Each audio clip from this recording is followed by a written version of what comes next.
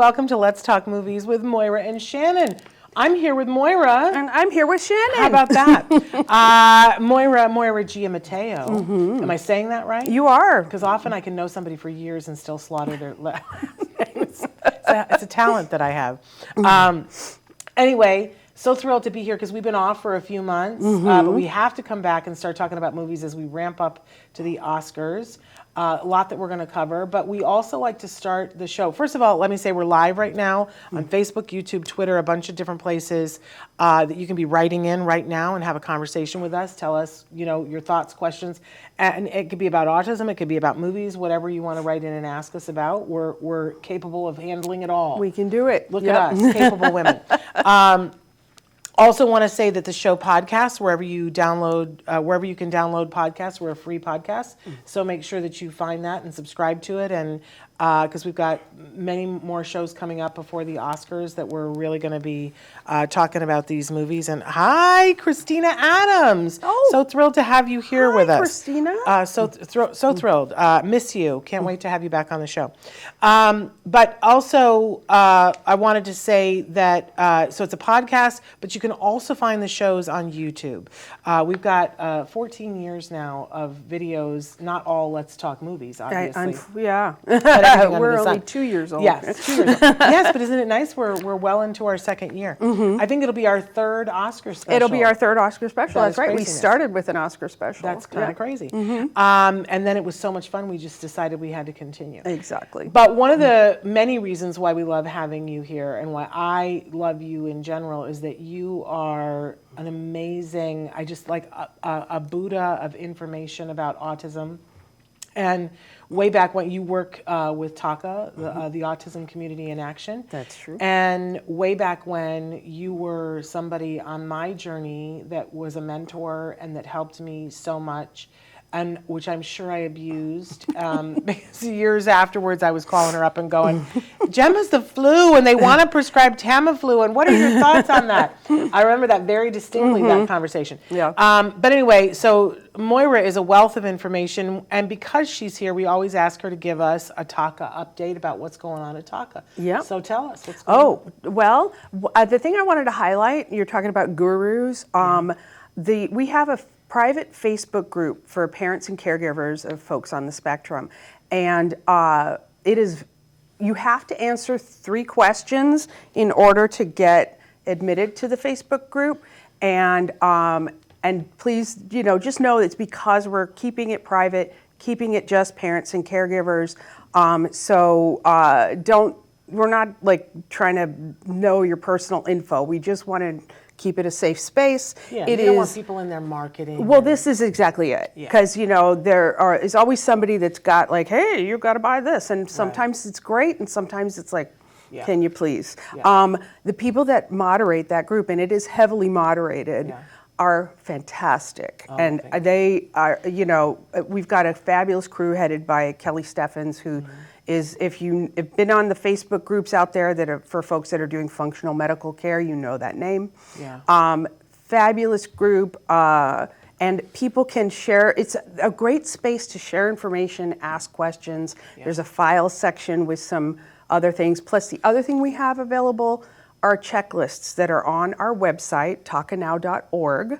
And those checklists are downloadable, and you can go through. There are different topics, and they help keep you organized, which, as we know, one of the things I said when we were diagnosed is, where's the project manager that's going to help us manage this very complicated issue? Yeah. And I realized with my horror that I was supposed to be. And I was like, I am not qualified for this. And I think that finding the like-minded parents, pooling resources, that's what it's all about. You feel like you're not alone. Yeah. You feel like, oh, if I run into an obstacle that somebody's already overcome, they can help me navigate. So that's my TACA update. Wonderful. For this month. Because I do think that there's a moment, I don't know, is it just me, but I think it's everybody, that there's a moment when you feel this shame of, I should know all this, right? Yeah. And that is BS. Yeah. That is unuseful, shove it into the ocean BS. Because I don't know anybody that their child comes out and they already know everything that they need to know for any child. But specifically about autism, who knew? Who prepared us for that? We didn't know. And so accepting the help and saying I'm going to be a part of a community, I think is one of the first steps to healing ourselves. And saying, I forgive myself for not knowing things that I couldn't have known anyway. Yes. So, and who else better to do it with than Taka, because Taka is amazing, and you're part of the reason why it's so amazing, so thank you. I do want to say, too, go to their website, tacanow.org. It's the best website for autism. It is. And I say that as somebody who has a couple of websites for autism. We will never catch up to what, I'm not even trying, to what you guys have. So amazing. I also have a brief, before we get into the movies, announcement, because I think this is important to all of us, copaa.org, which is the site that we always refer you guys to for legal help if you're looking for an advocate or an attorney. They have a big push right now on their website, a campaign that they have that says, tell Congress to prioritize students with disabilities in the fiscal year 2024 appropriation bills. It says that Congress is debating the fiscal year for 2024 appropriations right now, that states and districts with funding it's essential to them for hiring teachers, counselors, specialists, and other crucial parties to creating positive learning environments and educating all students, including students with disabilities. So they're asking you to please tell Congress to reject partisan cuts that hurt public schools, diminish services, and limit positive outcomes for students and disabilities. They want you to encourage and urge Congress to invest in IDEA and other key education programs so that the states and districts can hire and train teachers, specialists, counselors, therapists, and others needed to educate students with disabilities. Now, sometimes it's overwhelming when you have to reach out to your, and I know sometimes I'm like, I don't know if I'm fully educated on this, and if I get somebody on the phone, what am I going to say?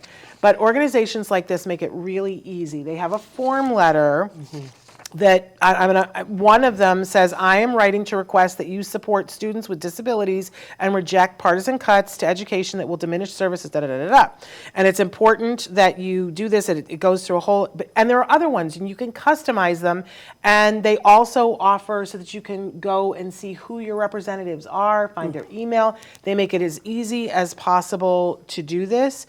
You can put in your email, and they essentially do it for you, but you have to do the take action button. So visit copaa.org. There is a place there where you can click, where you can get all this information and the form letters, because it's not going to happen if we don't. You know that I've been sitting here for 3 years saying, hello, Joe. Like I have said it enough that I actually got a Christmas card from the White House this year from Joe. Wow. I've been saying it enough, but hello, Joe, you promised us that you were going to fully fund IDEA. I hate to make it political, you guys, because here's the thing. There has been no president ever on either side of, the political party who has ever fully funded IDEA. Nobody. Nobody. Okay? But it was a campaign promise. And so I'm here with my little pad, and I'm like, wait, yes, Joe, I have an expectation. But honestly, you guys, it's not going to happen unless we all step up and say, this is important to us.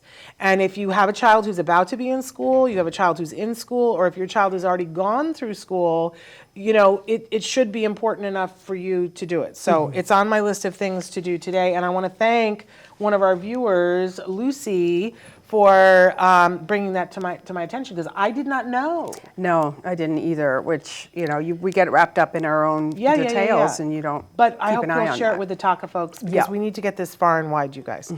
Okay, now we've done all that stuff. Now we can talk about movies. Okay, so Chris, can you bring up the first movie that we're going to discuss? And for those of you listening in podcast, we're going to make sure that we tell you, because we always react to the pictures. And so, our first one is Saltburn. Saltburn. Okay. This is directed by Emerald Fennell, who I'm a huge fan of. Me too. And starring Barry Keoghan, Jacob Elordi, Rosamund Pike, Archie Madekwe, Sadie Soverall, Richard E. Grant.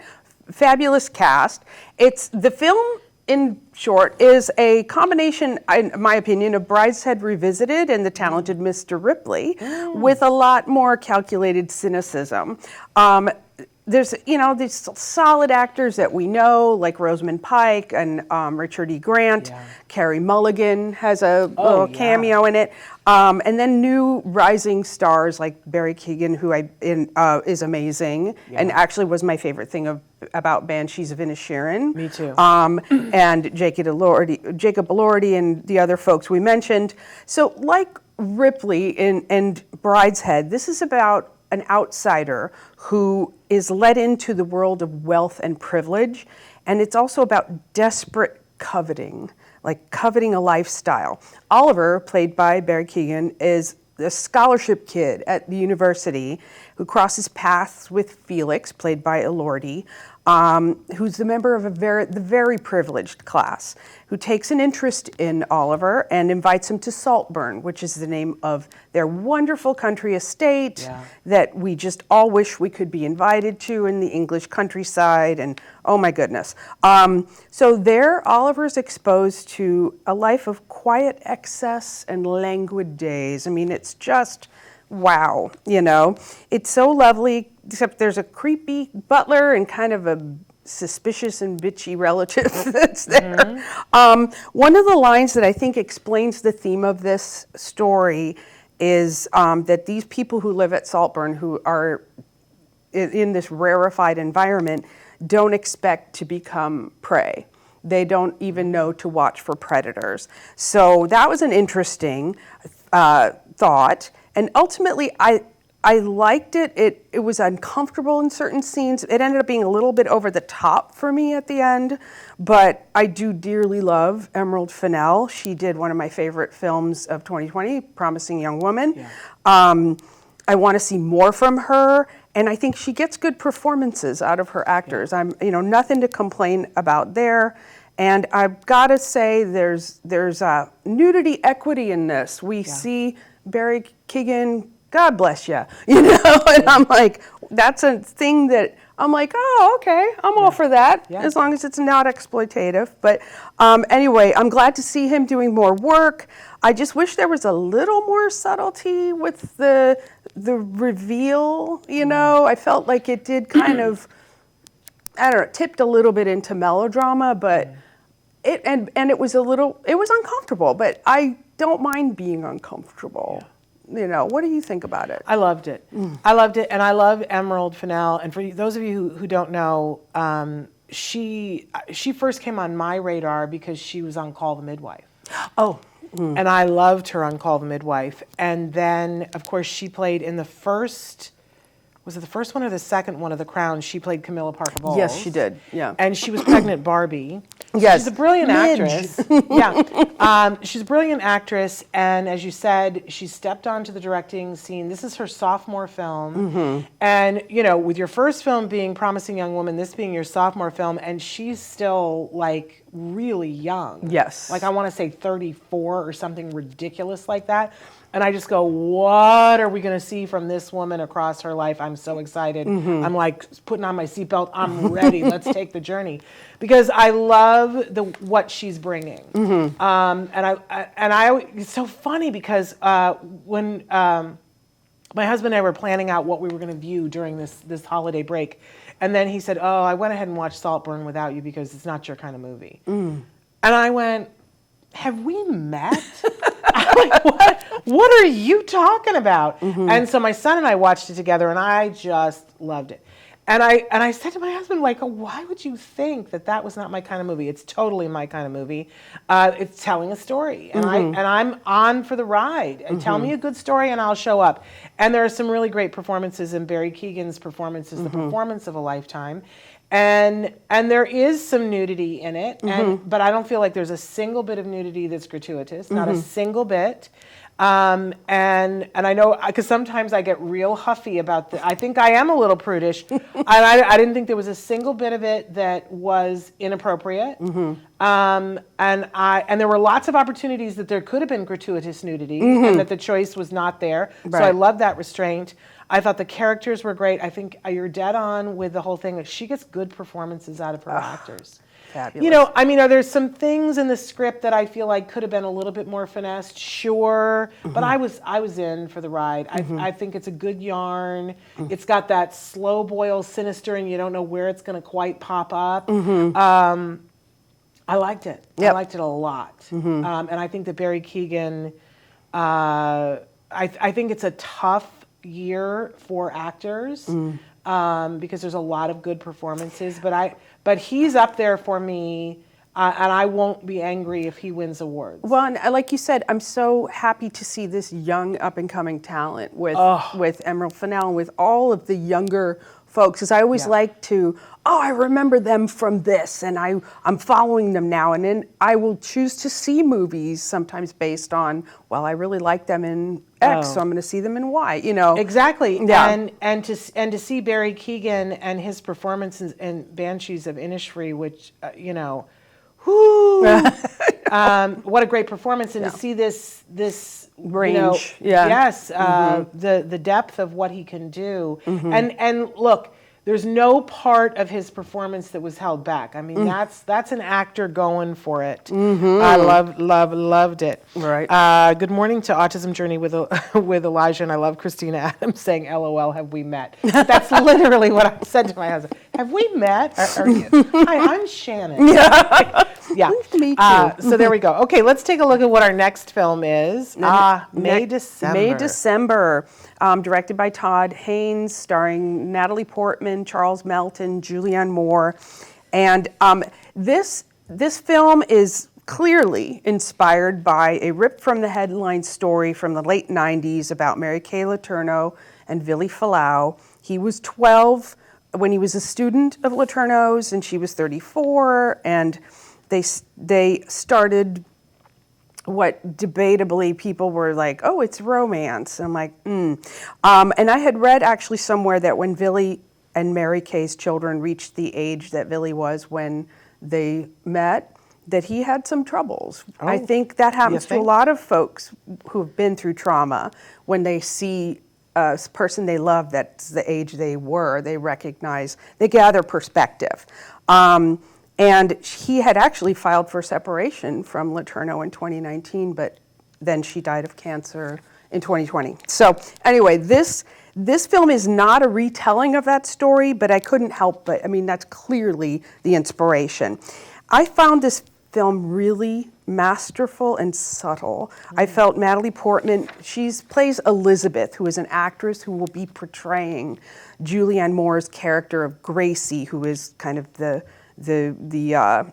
Mary Kay Letourneau character in an independent film that's coming up. Portman's Elizabeth has been invited to spend time with Gracie's family as research for the part. Joe, who is the young man in question, is played by Charles Melton, and it's a wonderfully understated portrayal, I felt. He is the once seventh grader who met Gracie at a pet store and was swept into, like I said, what some might label as a romance, but is probably or definitely predatory, toxic, abusive relationship, in my opinion. So the two fantastic actresses have scene after scene, and it takes twists and turns, and you know, you're not really sure. Joe seems to be taking care of his seemingly fragile wife, Gracie, and seems to be the stronger one. And it's a very interesting thing. He's so low-key, he's a great dad, and mostly he seems to have things together, but there are moments when you realize he's still that little boy. And the standout scene, which I'm sure you've seen bits of, is Portman mirroring, literally and metaphorically, Moore when Moore's character is showing her how to put on this makeup, this is my favorite blush, and blah, blah, blah. Both actresses are looking directly into the camera, and they're morphing. It's fabulous. It's just a fabulous scene. And like the true crime story, my heart breaks for Joe, and he's completely out of his depth. And I liked it because it was kind of a grown-up movie in a way, but it was dealing with this. What is going on here? Who is the one that's in charge, or who's the driving force behind all of this? And of course, Julianne Moore and Natalie Portman, forget about it. So what were your thoughts on this one? I hated this. Hated it. I hated it so bad. I hated it so bad on so many levels. And this is why I love doing this with you, because I love you, and I love your opinions, and it helps me to look at things in a different way. And I love that you're always so accepting and say we bring to watching a film ourselves, right? So I hated this on every level. And because I feel like our society is trying to find a way to deal with pedophilia. And I don't think that this is it. I really don't. And I feel like when we sidestep around pedophilia and try to, and I get it, it's clever, insidious, and terrible, but, the things that it says to me, I like, first of all, just as a film, I found it exceptionally boring. Oh. And I felt that it was a horrible misuse of these two actresses, and because I don't want to give anything away in terms of, but here's Natalie Portman, and I love both of these actresses, and it's not like they're doing horrible performances, but I really reject the script on every level that there is. But here's Natalie Portman, and she's playing an actress come to watch, and we see in the beginning that she's trying to figure out how is society dealing with this woman now, and what's the thing here, and I think the most interesting thing in the film, and where I would have liked to have seen the film go more, is the little side interviews she does with all the people in the community to see how they are justifying being okay with this. I think that's the most interesting part of the film. But I really hated that the script decided that Natalie Portman, as an actress, that in order, even, I don't care if you're a method actress or whatever, but that she feels the need to become essentially a pedophile. And I just honestly, barf. Barf. I just don't think that's, I think it's a really horrible, let's peel up the linoleum and look at the bugs underneath kind of thing. And that there wasn't a single character that I felt a kinship with. Even the Christopher Melton thing, I was like, oh gosh, because at a certain point, he's an adult, and what are you saying? I thought it was gross. Oh, see, I felt the opposite. I felt like I liked that we ripped up the linoleum and looked at something gross underneath, because I felt like that was more the point of, and it's like, Julianne Moore was just so fragile and so whatever, and you're like, and I kind of... She was crazy. Yeah. She was absolutely... And he was, so like I said, crazy. Still a child. Yes. Although he was a child in a 36-year-old body at this point. Yes. He had clearly not dealt with all of it, and I just felt like that spoke to what childhood trauma does to you, and how it doesn't, you can't just like push it away. But I understand it. Well, weirdly, because that's the other thing, I hated when the real story was happening, that people just thought it was great that this 12-year-old boy got to be with his teacher, because that's like a fantasy. Good for you, atta boy. And I'm like, no. Yeah. And that was very upsetting to me at the time. Yeah. And I felt like I don't know, I felt like this kind of addressed that in a weird way. I guess for me, there were too many things within it where people were normalizing it. Okay. And I was like, and especially Natalie Portman, that I felt like, by the end of the movie, she was like, oh yeah, it's perfectly okay. She's a heroine. No, I can't. And I just didn't, I want to, like I said, I want to see a good story. I want to be rooting for people. I want to see people change. I really don't like if we're gonna see a movie just to like show us how horrible everybody is. Not my thing. Not my thing. Have we met? So, but I love that you loved it, and I love that you walked away with it with other things that feel positive to me. Love it. But we're talking about May, December. They want to know where we watched it. Oh God, it was on one of my streaming services for free. I feel like it's on Netflix. I feel like it's on Netflix. I'm sorry, I usually try to take notes of that. I usually try to do that too. Great site for movie lovers is justwatch.com. You can go on there and find out if something is available for streaming and on what service, or if it's available for rent and on what service. But I believe this is streaming justwatch.com. because I don't remember seeing this in the movie theater. No, I didn't see it. I know I saw it at home. Okay, so it's free out there somewhere if you subscribe. Well, not free. You subscribe to a streamer. Christina Adams says it ended like a French film with unclear outcomes, but Charles Melton was fantastic. Yes. Oh, and if you want to see a French film with unclear ending, watch Anatomy of a Fall. Oh. Okay. That's on my list. Okay, we'll review that next time. All right, let's watch some paint dry. Okay, so the next one, Leave the World Behind. Leave the World Behind. Okay. This, and we annotated, this is in Netflix, so it's free. You can watch it. Well, I keep saying free. We pay. Yeah. But free on Netflix. Free on Netflix. The Sanford family decides to get away for the weekend, and it turns out to be a very fateful decision. Julia Roberts plays Amanda Sanford. This was directed by Sam Ismail and starring fabulous Mahershala Ali, Ethan Hawke, I can't say, Mahala? I think so. Yeah, Mahala Harold, but Mahala, Farrah McKenzie, and fabulous Charlie Evans. And so Amanda and her husband, played by Ethan Hawke, Clay, make a last-minute decision to pack up the kids and have a Airbnb in Long Island. Let's get away from the city.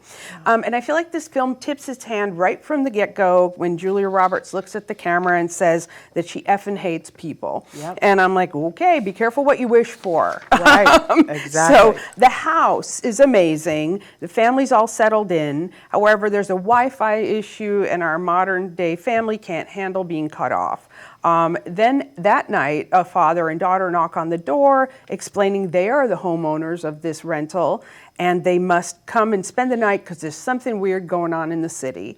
The father is played by Mahershala Ali, and his no-nonsense daughter, Ruth, is Mahalia. And almost immediately, there's racial tension and questions. Ali's character can't really prove his identity. He said he left his wallet back in Manhattan. Both of them are dressed to the nines, having just come from the theater. And I'm like, well, just go to your car and get your registration and show who you are. So I'm kind of like, I get, being cautious, like you just knocked on my door in the middle of the night. I don't know who you are. They've only been communicating via email or whatever.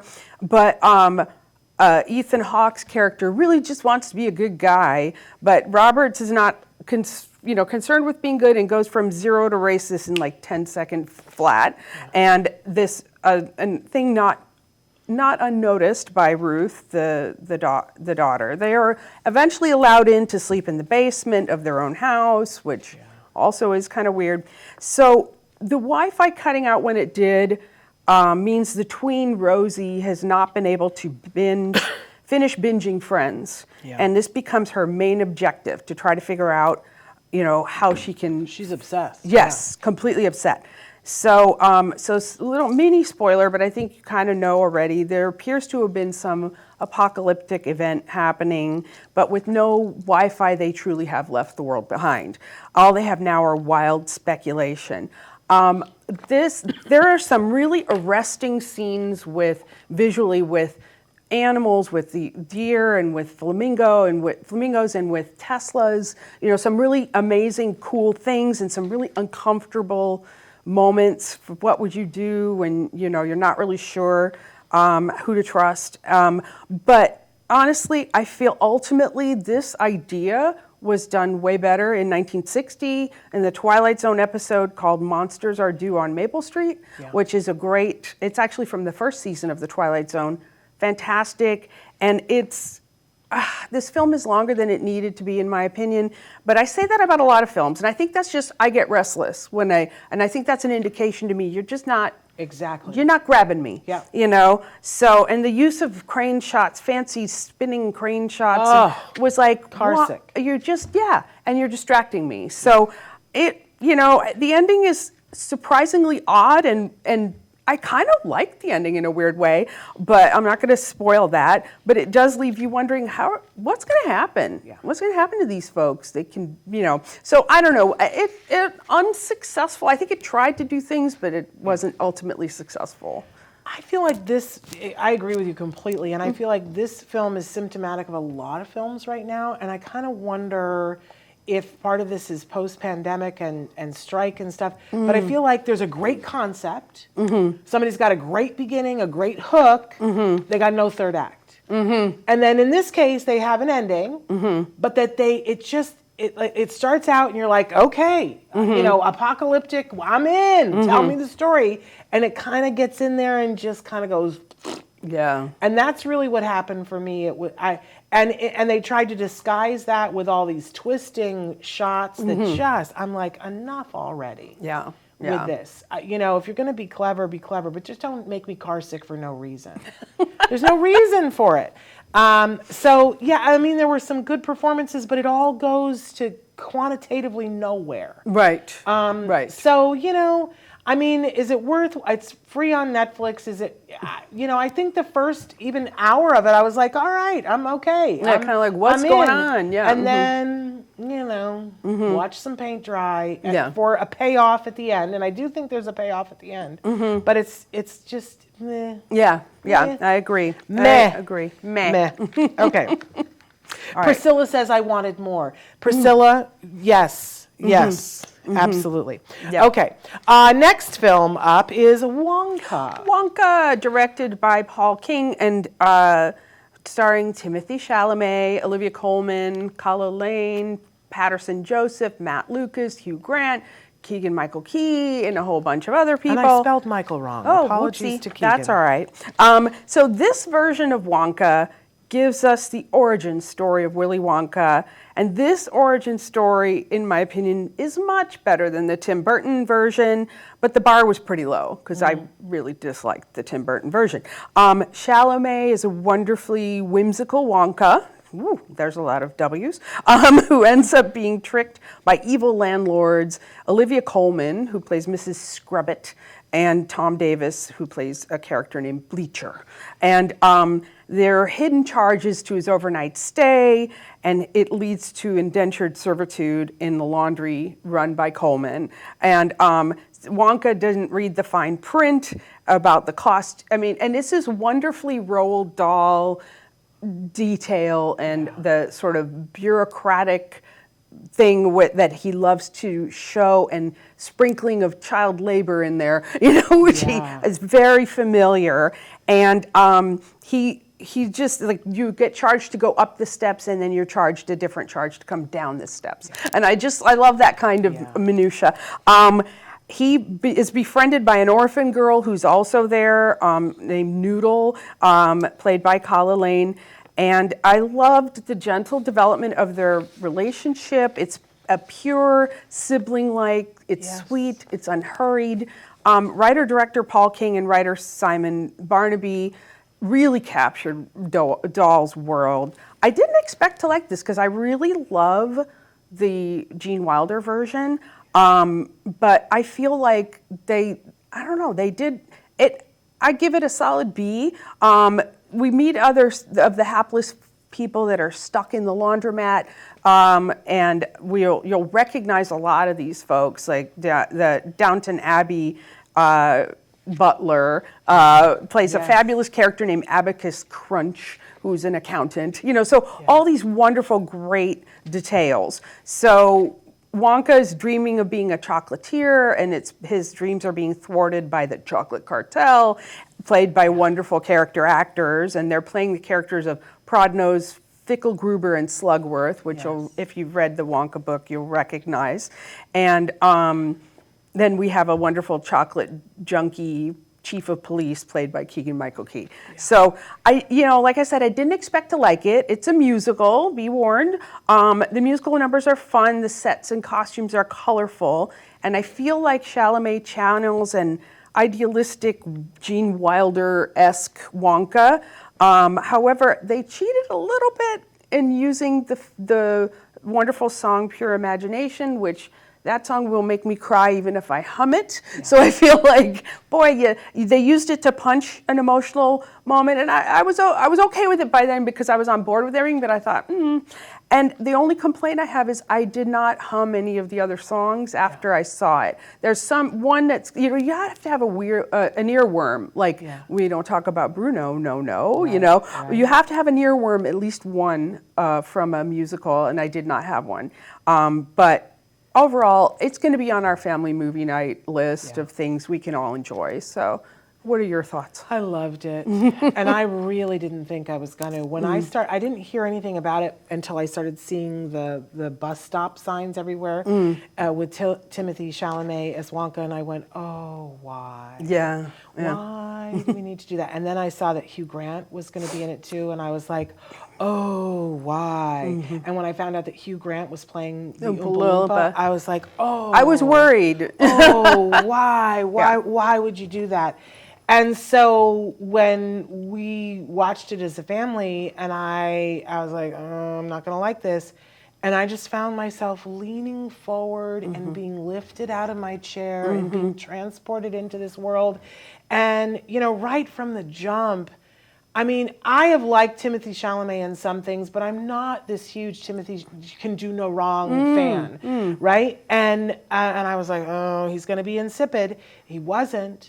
I mean, he wasn't at all. I was so in love with this performance of Wonka, who was pure light. And being an adult, but having this childlike sense of wonder. Right. And his relationship with Noodle. Look, it's really hard, even if you are a child/man, which Timothy Chalamet is a man, but he's very childlike.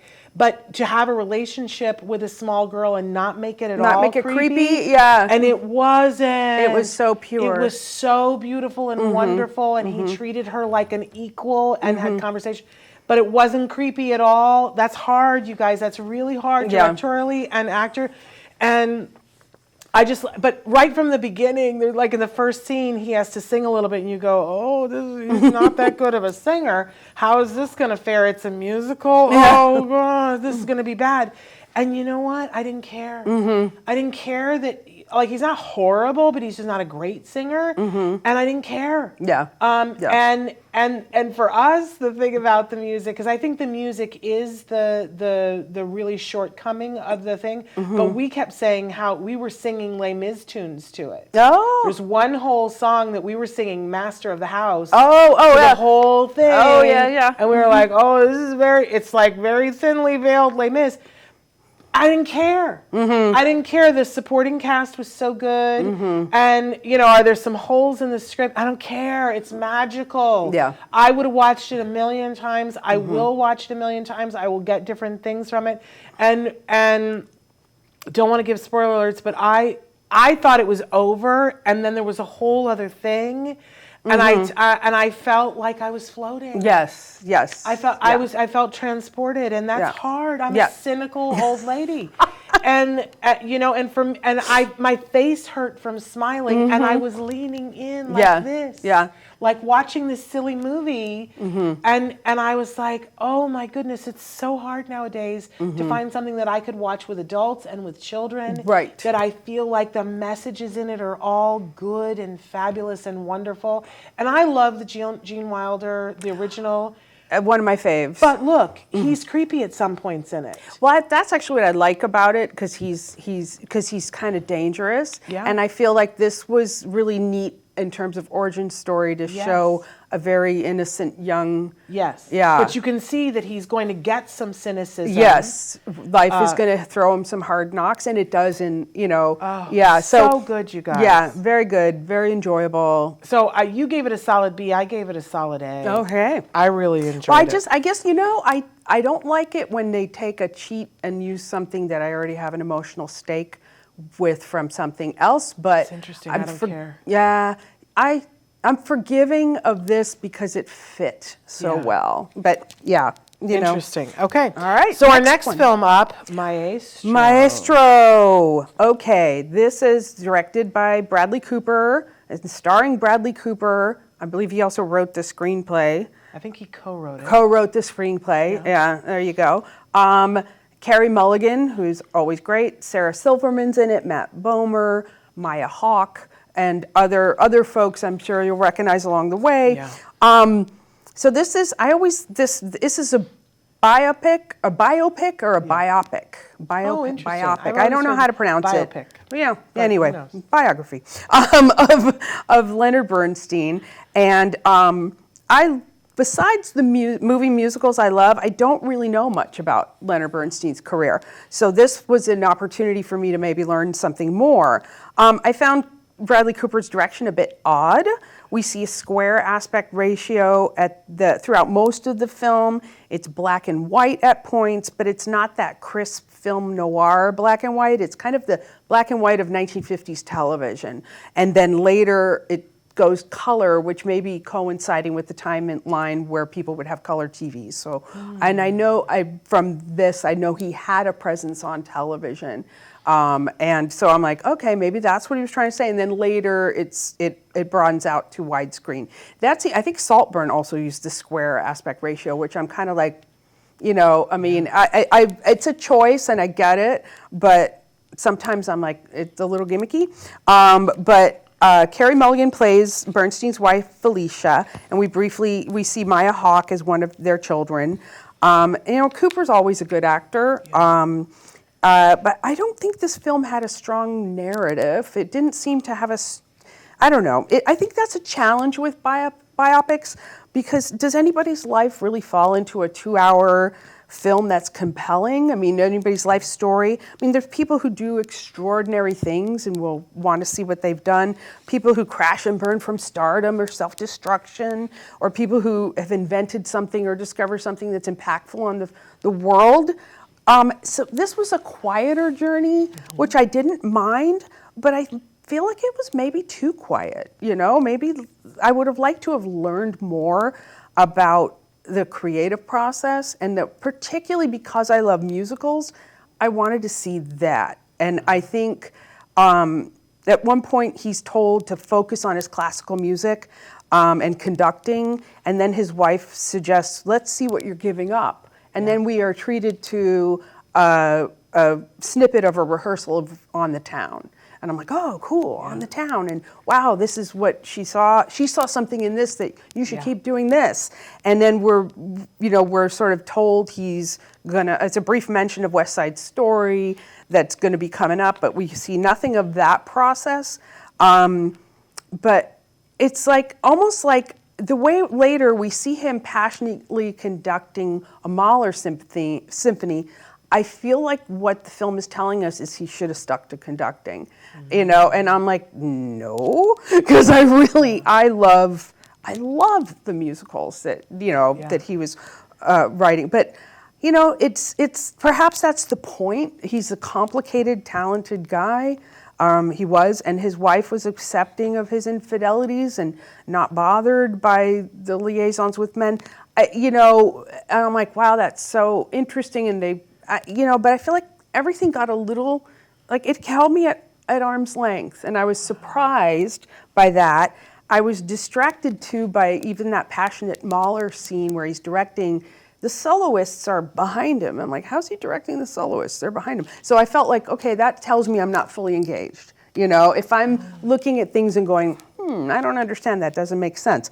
But the best scene, I think, is between Bradley Cooper and Maya Hawke, where there's a moment where Bernstein could be truthful with his daughter. And it's a wonderful, it's to me the best scene in the whole movie, you know. So, and later I read that scene was taken from the daughter's memoir. So I felt like, that's why it resonated with me. It felt very true, and it felt, So yeah, I was not, and it was long. So not into it. You loved it, right? I thought it was brilliant. I thought it was brilliant. I love everything about it. But as you say, you come to it with what you bring, and I have not understood why people don't love this movie. I think it's brilliant. I think it's brilliant direction. I think that Bradley Cooper is brilliant in it, but I think that Carey Mulligan is and I think this, for me, the thesis of this movie is that when people are brilliantly, wildly, blindly talented, they can't get there by themselves, and that it takes someone who loves them and willing to see them as a whole person and stay by them in order for that talent to flourish. And that, for me, is what the movie is about. And I loved some of the black and white, and I love the moment when it turns color, because I feel that it's a very particular moment. Because I think that the interesting thing for me is I feel that as much as this is a movie about Leonard, I think the movie is really about her. Because I don't want to give it away for people, but there's a very specific moment when it goes to color, and it's not about him. It's about her. And I just felt, I think that there are a lot of women who can relate to. I certainly had a gay boyfriend when I was younger, and what that is, and how confusing that is when you love someone. Yeah. And there is love between you. Yes, very strong connection. But sexually, they want something else, and what that is. Yeah.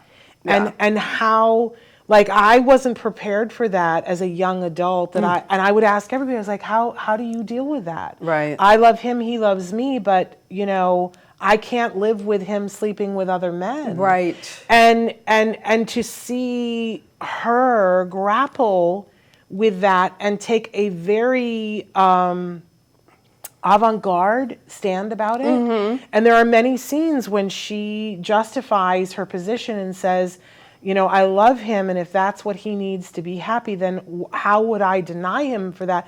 But it eats at her, and she can't come to complete peace. But so there is this culmination scene that for me, it just blew my socks off. Listen, last season we talked about the movie Tar, which everybody loved, and said that Cate Blanchett, and I was like, ha put. Yeah. And, she was a conductor, and we were watching her conduct, and I was left nonplussed. I was like, I've seen some great conductors in my time, and you need to feel like you're coming out of your body to be with them. As otherwise, when I watch somebody conduct, and it's like they're not feeling it. I love watching Dudamel conduct. He's feeling it in every fiber of his being. And to watch Bradley Cooper take on this conducting thing, I think he's brilliant. I think he deserves the awards for it, even over Barry Keoghan. And to see her response to, and what she says to him, watching him conduct. For me, I felt I was a better person for having watched this movie, and I thought the cinematography of it was absolutely striking and epically not a gimmick. I felt like there were moments that were the black and white, because things in life are black and white sometimes when you're naive, and that when color comes in, it gets much more complicated, and that it's not black and white, and that loving a person who's talented, loving a person who can't show up for you. I just loved it. Wow. If I ever meet Bradley Cooper, I will now be a mess. And I think that Bradley Cooper is a really good actor. Yes. I did not blindly love A Star Is Born the way that everybody else did. I never saw that. I need to see that. And I mean, it's a good movie, but yeah. I don't. How many times has it been remade? And right. That's and I did not probably think why I didn't see it. Yeah. I did not think it was the be-all, end-all. But I'll tell you, the movie that I saw that I went, oh, Bradley Cooper is a much better actor than I give him credit for, was Licorice Pizza. He is so... My God, so funny playing John Peters, Barbara Streisand's ex. No, in that it is hilarious. Yeah, I mean that's. Well, I think he was. I think I said he was the best thing about that. Oh yeah, film, definitely. I did not care for that film. Same reason as a lot of the other things we're talking about. Let's talk about pedophilia. Yeah. So, but I love Bradley Cooper in this, and I know there was a big stink about the makeup. The makeup is brilliant. It needs to get all the awards. And all his family, Bernstein's family, were on board and fine with it. So that, to me, those are the folks that get to have an opinion. Yeah. You know. And it's interesting. The thing I like least in the movie was Maya Hawke. And you thought that you loved that scene. I like that scene. Well, and actually, the scene was focusing on Bradley Cooper. Yeah, the scene so was I think good. I was compelled by him and watching that. I just found her very childlike, even in the adult scenes, and I was like, oh, and mommy and daddy, and I was like, oh, it's a little creepy. But we're saying hi to Sobia. Okay, so moving on to our next film, Air. Air, that directed by Ben Affleck, Matt Damon, Ben Affleck, Jason Bateman, Viola Davis, Chris Tucker, Chris Messina, and others that are fabulous. And I actually meant to find the name of the actor that played the shoe designer because he was in he was in Our Flag Means Death, and I love him. So anyway, but I'm sorry, I apologize. But so this movie is, how did Nike land Michael Jordan as their spokesman? And I love, like, how do you tell a story when we all know the end and make it compelling? And Affleck succeeds, I think. And this is obviously a reteaming of Matt Damon and Ben Affleck. And I honestly didn't expect to enjoy this so much because I'm not a big sports fan. And I wrongly assumed I'd need to have more basketball knowledge to appreciate it. You don't, so don't worry. I love Affleck and Damon. I think they've got great chemistry, and I think that Ben Affleck is a solid director. I think he's, you even said it, it's a good storyteller. Yeah. So I learned a lot about the whole process of Michael Jordan becoming a Nike spokesperson. I had no idea he was a rookie when they found him. Yeah. I also forgot that Nike used to only be known for running shoes. I kind of forgot that Adidas dominated the basketball market, followed closely by Converse. And so when we meet Damon, Nike's basketball division is the forgotten child. Jason Bateman plays Rob Strasser, who's the head of marketing of that division, and they have a limited budget to spend, preferably on 3 players, and they gotta hope they pick really good stars that will propel their sales and boost their basketball division. And this is Damon's character is introduced to us as a gambler, and true to character, that's how he approaches this critical moment in his career. The fabulous Viola Davis plays Dolores Jordan, and she's a fierce mom and an unflinching negotiator. And like I said, I love it when even though you know the ending, you still were guessing. Yeah. And there's a sequence where Matt Damon is watching a video of Michael Jordan over and over again from his college career. And I'm like, what is he seeing? And I'm watching it, you're watching it as the audience with him and going, what is it that he's seeing? What am I missing? What is it? And then there's a wonderful scene where he explains it, what he has seen. And I loved that. I thought that was wonderful. It was one of my favorite scenes. And then Affleck uses montages and mini montages, flashbacks and flash forwards to give us the time period, remind us, if you've lived through it like I did, of what, loved that. Yeah, what is this? Oh yeah, I remember this is what we were doing back in 19 whatever. And then also the triumphs and tragedies of Jordan's real life. And I really enjoyed it. And it was not on my list, but you had seen it. And I thought, all right, I'll watch it. We could talk about it. Yeah. I thought it was good. I liked it. And and it was good to see Chris Tucker. I actually like Chris Tucker, so I was glad to see him. And I looked up your actor is Matthew Mayer. Thank you. Thank you. Fabulous. He was great. He was great. So I loved it too, and I guess I reluctantly have to come out as a Ben Affleck fan. Reluctantly? Reluctantly, I guess. I don't know why I'm saying reluctantly, because I'm trying to go back over, his entire career and go like, oh, I love that. Oh, and I love that. Oh, and I'm surprised that I love that. And what was the movie that he did last year about the uncle that I just loved? And I was like, God, he's a good actor. Is that the bar, Tender Bar? Something. Yeah. I loved that movie. And I love his direction. Like, why am I holding? Ben, I'm sorry. I'm going to stop holding Well, back. didn't he direct Argo? Yes. And that was great. I loved Argo. I mean, so why am I reluctant? Why am I surprised? He's too good looking, and I he's am a married to J-Lo. closeted Ben Affleck fan. And I don't know why I feel like I'm happy to say I love K-drama and Hallmark, but why do I feel squishy about admitting that about Ben Affleck? But listen, here's the thing. He can tell a story as an actor and as a director, and it's always compelling. And I prize that above everything else. I don't, and so there it is. I'm a Ben Affleck fan.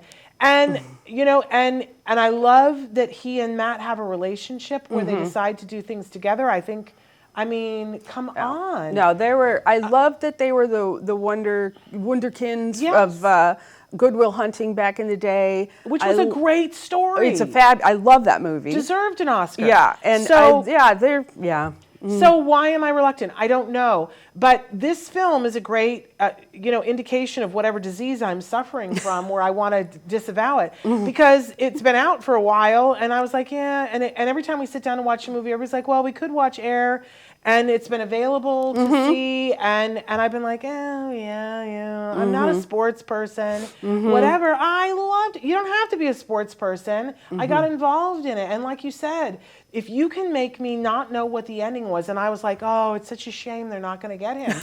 And I was like, oh, don't give up. Even though I should know the ending. So there it is. I'm a Ben Affleck fan. It's official. I'm going to have to get a jacket or something. And I need to stop apologizing about it. Ben, I love you. Proud. I'd be proud. I'm not at the proud yet. I'll work on that. But it's true. I'm trying to think of a single thing that I have seen him in or that he has directed that I didn't love. Because I love Armageddon. Yeah. And I think he's a good actor in that. Gone Girl. Oh, Gone Girl. One of my fabulous. faves. Yeah. All right. It's official. It's official. Okay. And I'm not Ben Affleck apologizing for it fans. anymore. This is a good movie, you guys. It is. It's a really good movie. So there you go. All right. Moving on. I think, do we have, we are doing our I Emmy. thought we were doing Color Purple today, and I completely misplaced that. So apologies. That's next time. Yeah, I have not been able to see it yet. So I will do that. But the Emmys that we had the arts and whatever Emmys already, but the official Emmys, I believe, are on this weekend. So we both agreed that we would say some of the things that we're pulling for. So go ahead, tell us. Yeah, so these are my Emmy favorites. So one of them was Jury Duty, and I'm not going to say that the lovely Ronald Gladen will be eligible for any kind of acting award because he was not aware he was acting. What a great show, though. It is a great show. He was just being his own sweet self, but I do feel the ensemble should be acknowledged because if you haven't seen that show, it's I believe on Netflix or Amazon. I always forget. I'm so not sure sorry. Which one, but find it, you guys. It's so find worth it. It's great.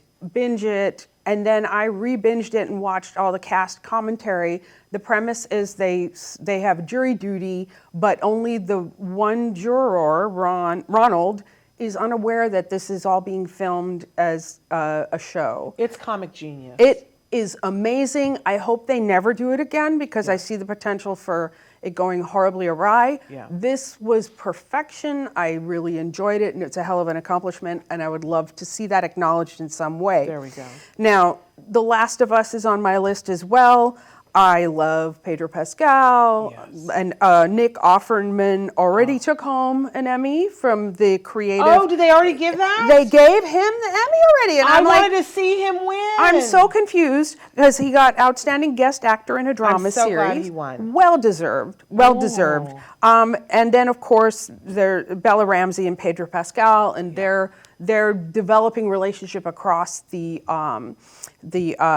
show is great. Can't wait for season 2. People who are not aware, this was a game. This was a video game that folks were really obsessed with. So, and I think they've done from folks that are fans of it, they've done a good job of translating it to a drama. So fabulous, fabulous. And then one of my other picks is Barry. I love Bill Hader and Henry Winkler. This show is such an odd combination of comedy and violence. And I thought Hader was particularly amazing because he plays a hitman who is trying to figure out what to do with life, and ends up taking an acting class, and he's so awkward. And yet when his real life intrudes, all of a sudden you get these performances in the acting class that are breathtaking. Yeah. And I think, I don't know, like when people dance and they dance off beat and you know they're actually a good dancer, I'm like, how do you do that? Yeah. You know, and it's like, he's a good actor and yet he plays sort of stilted, and then, oh my God, it's amazing. There are great, you know, Henry Winkler reminded me in this that he is a fantastic actor, Yeah. you know, and I think he was typecast for so long, for longer probably than was fair, because of his big role as the Fonz. And I think that he was seen as that person, and he was actually just a really good actor. Yeah. So thank you for reminding of that. And then Stephen Root, Sarah Goldberg, Anthony Carrigan, just to name a few of the fabulous people in that show. So, and then my other thing is all the people from Ted Lasso and all the people from Marvelous Mrs. Maisel, 2 shows that I adore. Ted Lasso, I just love, the writing's amazing, and it's so wonderfully uplifting. I've watched it twice. I want to watch it again. Yeah. I love that show.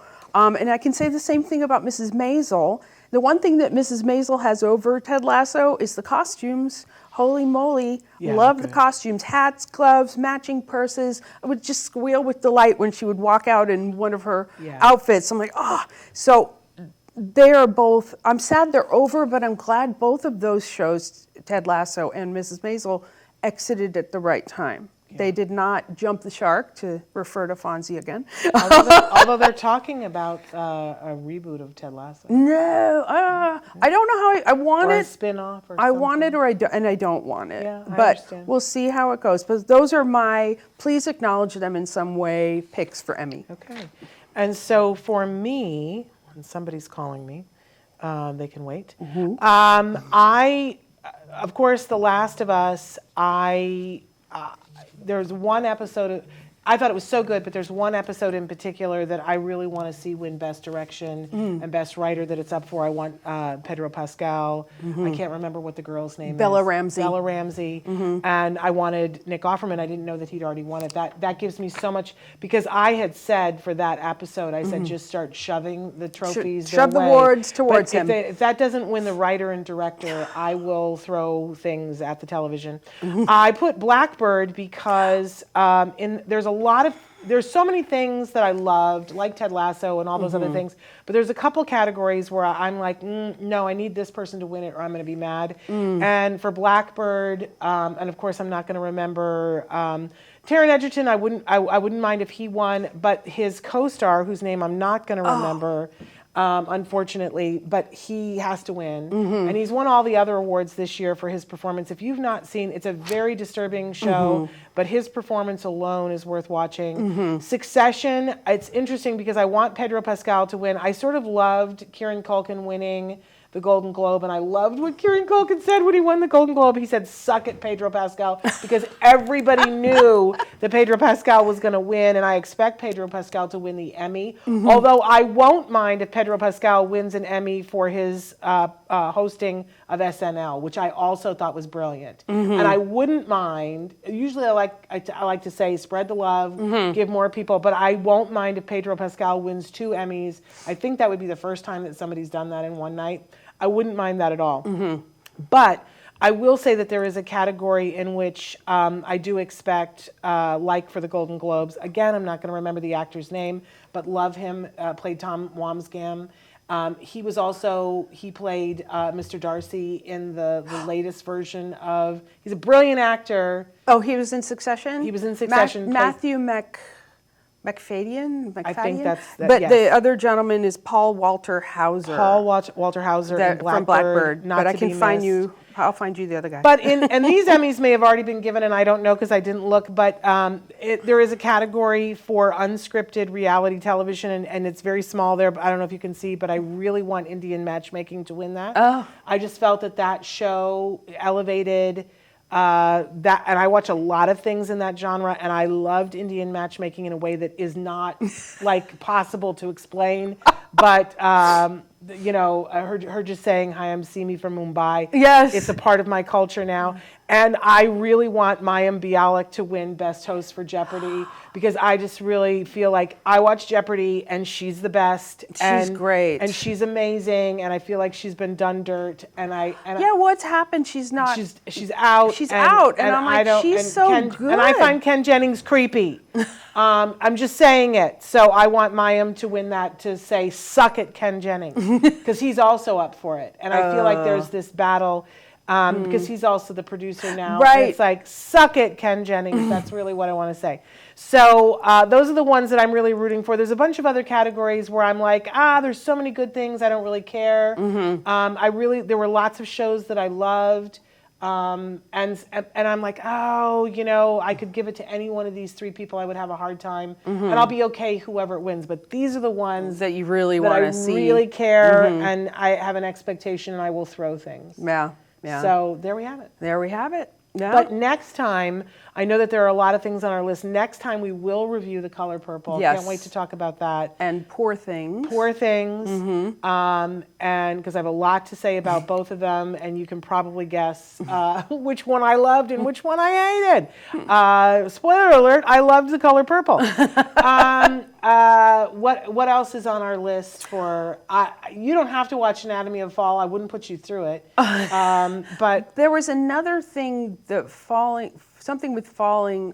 Falling Leaves. Falling Leaves. You mentioned. I'll tell you what we watched the other day that I thought, you know, I don't want to give it all away, but Society of the Snow I thought was worth watching. I thought that was really compelling. We'll figure it out. But if there's something that you guys want us to watch, well, and I believe the Oscar nominations are going to come out at the end of this month. Soon, yeah, like before the we do our next 23rd show. or So something. So we'll have. I will have to kind of go through those. Yep, you know. Yep. But if you guys have things that you want us to watch, please let us know if we can do it. Absolutely, because there's a lot of good things out there and a lot of really kind of mediocre, and then a couple of things that I think are trash. But ask me how I really feel. That's what this is all about, right? Okay, so just a couple of programming notes as we finish here. For Monday, our very special Martin Luther King Day show, we're talking about things you can be doing right now to prep for IEPs, because it's not too early to be prepping for IEPs. Then on Tuesday we have Dr. Grant Pichet who's going to be here. We had so many people writing in because our talk yesterday was about diagnosis. We're going to continue that conversation on Tuesday. And then on Wednesday, here's something really fun. We've got some jargon of the day for the first half of the show, but then we're going to be joined by Dr. Temple Grandin for the second half of the show. And we're going to go a little bit later because she can't join us until halfway through the show. So you guys can be writing in questions right now if you have questions. In particular, we're going to be talking about identity and employment as part of identity. Because there's been this debate about, you know, do I say I have autism or I am a person who has autism? Like what, you know, identity first, like what's the big thing? And Temple said something recently that struck a chord with all of us about, you know, well, most of the time people identify as their profession. They say, I'm a lawyer, I'm a doctor. Don't we love her? And she said, why are we having all that? She said, I talk about the fact that I'm a professor, that I'm a teacher, that I'm a lecturer, that I am a writer, that I'm all of these things. And so we're going to be talking with her about that and the importance of employment so that people have identity, because that's how the rest of us identify ourselves. She gave me the best advice that I followed. She told me, follow what his interests are and see if that can become a job, you know, for my son. Yes. And it did. There we go. My son works for the Los Angeles Guinea Pig Rescue, and he volunteers at the Los Angeles Zoo, and he is super happy being around animals, loves animals. You gotta love that. Yep. And I always say she gave me the best the best marriage advice of anyone. She said, you've got to find time to be with your husband where it's not about your child and it's not about autism. I'm still figuring that out, but that's the best marriage advice. And I remember saying to her, my face got funny, and she said, she noticed. Yeah. And she said, why is your face funny? And I said, because I'm having this surreal moment that I'm here it was the first time I met her. I said, I'm here with Dr. Temple Grandin, and she just gave me really good marriage advice. And she took it differently than how I meant it. I meant it like, isn't that like the coolest thing? Yeah. And she said, well, even though I'm not married, it doesn't mean that I can't see a problem and address it. And I was like, oh, no, that's not what I meant at all, but thank you for that. Too. Yeah. You know? Wonderful. So incredible. So she'll be with us on Wednesday. That's next week. So we're really looking forward to seeing all of you then. We've got some really fun stuff coming up. But send us questions for Dr. Grandin. You can send those to me at shannon@autism-live.com. Want to thank Moira for being here. Want to thank the fabulous Chris Desmond. We couldn't do this without him. Yes. And we'll see you guys all on Monday for MLK Day. Until then, give your kiddos a hug from me and one for you too. Bye-bye for now. Bye. Okay.